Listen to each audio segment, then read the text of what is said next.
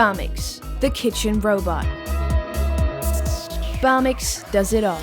Mincing, pureeing, stirring, mixing, emulsifying, whipping, frothing, cutting, kneading, and grating.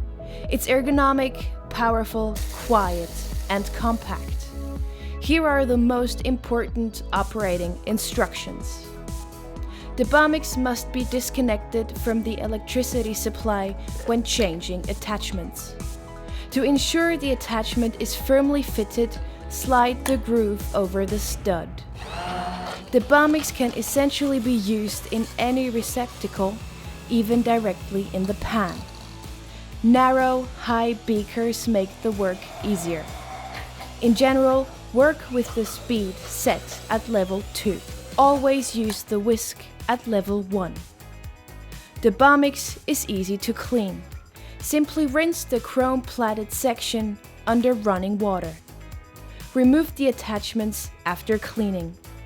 Lubricate the drive shaft every few months. For this purpose, apply 1 to 2 drops of food-safe fine oil to the drive shaft and briefly run the device. Then clean. And should something go wrong, the Bamix can be repaired at any time.